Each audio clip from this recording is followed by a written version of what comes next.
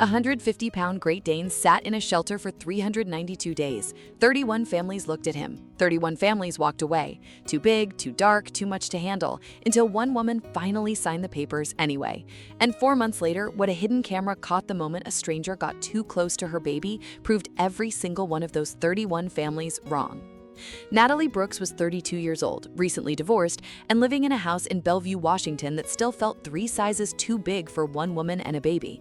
She had a steady job as a dental hygienist that paid $58,000 a year, a 7-month-old daughter named Ivy, and a silence that followed her room to room every time Ivy finally fell asleep. She told herself she didn't need a dog, every single morning at 6 a.m., drinking coffee alone at a kitchen table built for 4. On a gray Tuesday, Natalie stopped by the Cascade Animal Rescue on her way home from her 40-minute appointment. She wasn't planning to adopt, she told herself. She was only dropping off 2 boxes of old towels. But the second she walked past Kennel 6, she stopped walking. Inside was a Great Dane, not just tall, enormous, 150 pounds of muscle on a frame the size of a pony, with a coat so black it looked almost blue under the lights, and a head that reached her waist even while he was lying down. Diesel weighed 150 pounds, stood 34 inches at the shoulder, and nearly 6 feet on his back legs. His eyes were the kind that had watched too many people walk away and stopped expecting anything different. A shelter worker, Priya, stepped up beside her. "That's Diesel," she said. "He's been here 392 days. We've had 31 families come look at him. Every single one said no." "Why?" Natalie asked. "Look at him," Priya said. "He's 150 pounds. He eats almost 12 pounds of food a week, $90 worth. His last family surrendered him at 2 years old, after they moved into a 600-square-foot apartment. People take one look at him and panic. We had a couple last week turn around 8 feet from his kennel without reading his card. Nobody wants a dog this big." Natalie crouched down. Diesel didn't move. He didn't bark. He didn't growl. He just looked at her. And then Diesel did something Priya swore she had never seen him do in over 13 months.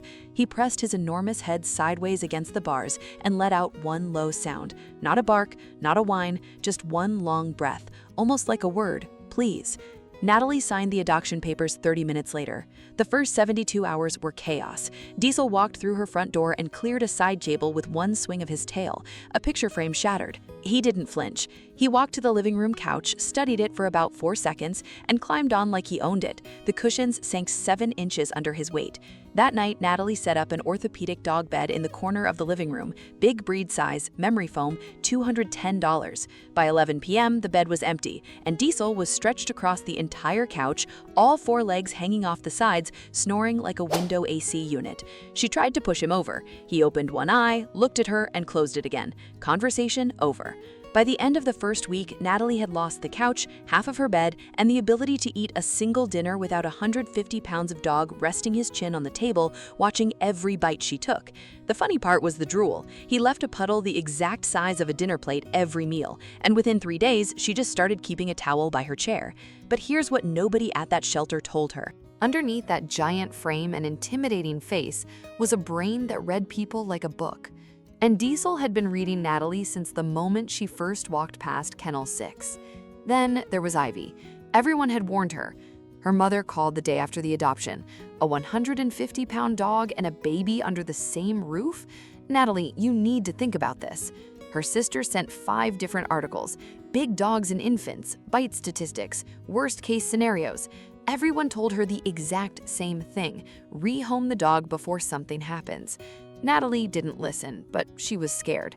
And one night, after a 10-hour shift, she sat down in the kitchen floor with a cold cup of coffee and finally let herself cry about it. The fear, the pressure, the voice asking if she had made a terrible mistake. Diesel walked in slowly. He didn't jump, he didn't bark. He lowered all 150 pounds of himself down beside her, pressed his head against her knee, and didn't move for the next 50 minutes. That was the night Natalie stopped being afraid. Over the next 14 months, as Ivy grew from a baby into a toddler, the two of them became a routine the whole house ran on.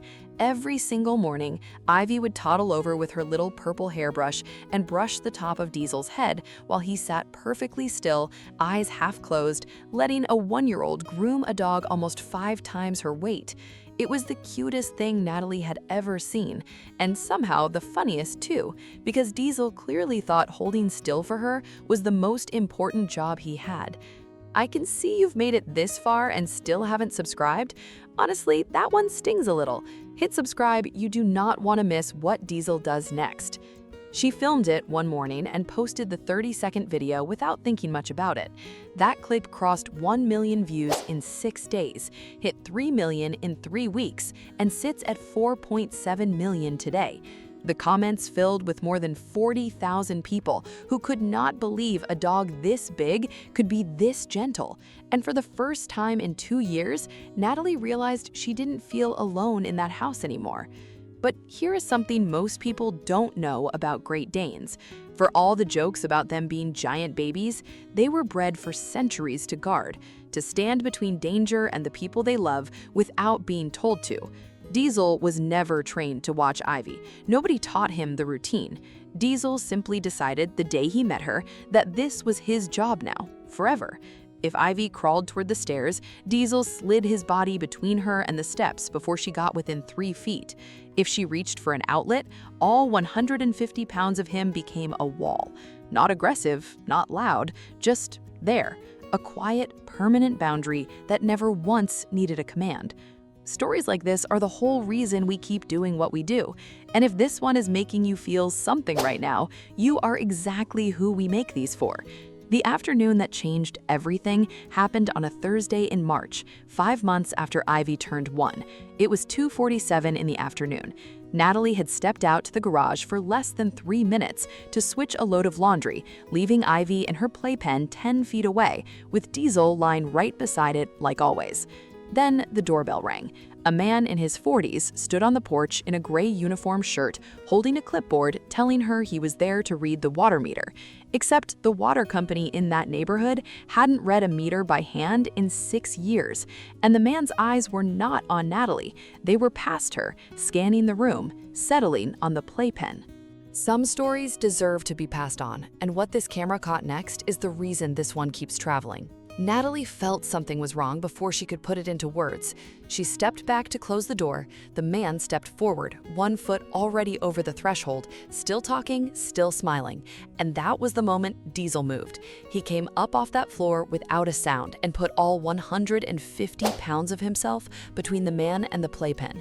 He did not bark, he did not lunge. For 15 long seconds, he just stood there, head lowered, every muscle locked, a low growl rolling out of his chest like distant thunder. Diesel refused to give up 1 single inch. For the first time, the man finally looked down at the dog, and the dog was staring straight back. The clipboard hit the porch. The man backed out so fast he caught his heel on the mat and nearly went down the steps. He cut straight across the front yard, cleared the side fence, and was gone in under 10 seconds. The whole thing was caught on the doorbell camera and the baby monitor inside. Natalie called 911 with shaking hands. Police arrived in 6 minutes, and 2 officers walked the footage frame by frame. What they told her made her stomach drop. The same man matched 3 reports from the past 30 days, all of them in the afternoon, all of them a man in a uniform who talked his way to a door while a parent was distracted. 2 houses on the next street had already been hit that month, with break-ins in the area up 22% over the past 6 months. Natalie's was the only one where he never made it a single step past the doorway. The officer watched the footage twice, looked over at Diesel lying calmly beside Ivy's playpen, and said one sentence Natalie will never forget. "Ma'am, that dog is the only reason we are not having a very different conversation right now. The same dog 31 families refused to take home. The same dog who waited 392 days for one person to stay. The same 150 pounds everyone called too much. That afternoon, too much was the exact thing that saved her daughter. Today, Ivy is 3 years old. Diesel is 6. Diesel still takes up the entire couch. He still steals half of Ivy's bed at least 4 nights a week, where she insists on sleeping next to her best friend. And every morning, without fail, Ivy still climbs up and brushes the top of his head with that same purple brush, while he sits perfectly still and lets her, the way he has since the very first day. The silence that used to follow Natalie from room to room is gone too. It left the week Diesel arrived and never came back. When a dog stares too long at a door, refuses to leave a spot, or plants himself somewhere he has never stood before, there is always a reason. Don't ignore it. Trust them, most animals can feel what is coming long before we ever can. They carry senses we lost a long time ago, and the world looks very different through their eyes. And if you are ever thinking about adopting a dog the world has already labeled too big, or too dark, or too much, please do your research first. Prepare your home, understand what you are taking on, because sometimes the ones the whole world gives up on are exactly the ones who end up keeping you safe. 31 families looked at a 150-pound dog and saw nothing but a problem. One woman looked at the same dog and saw something else entirely. Would you have trusted a dog that size alone with your baby? Yes or no? Tell me in the comments.